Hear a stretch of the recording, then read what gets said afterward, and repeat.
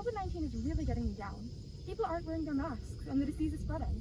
Well, you don't have to worry anymore. With MaskTask, any community or organization, like a school or hospital, can check how long their members are wearing masks and encourage people to keep wearing them. That sounds great, but how would we do that? I'm glad you asked. With the iButton Hygrocon sensor, we can measure the temperature and humidity inside masks. This allows us to determine when and for how long someone is wearing a mask. That sounds expensive. How would you implement that in an organization with thousands of people? Implementation is affordable.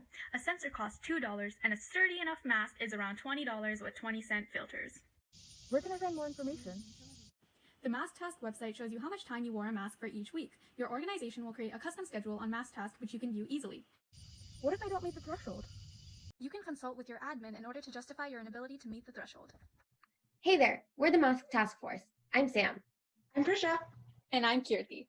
Our code is meant to track when users are safely wearing masks. We program the MaskTask software in Python using Google Colaboratory.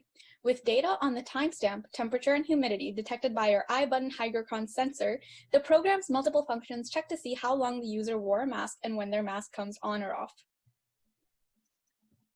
Some of these functions calculated the number of hours a user wore a mask, which users fell below a minimum number of required hours, and which users followed the rules. This information helps administrators of any MaskTask community keep track of mask-wearing habits. The UI is pretty simple. It's a website with tabs for schools to register themselves, add student rosters, auto-send emails, and allow students to contact admin. Students can also view the average amount of time they wore their mask over a day and a week.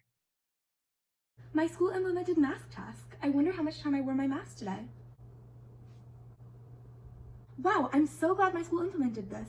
I feel so much safer going to school now that I know my school is taking the right steps to end COVID.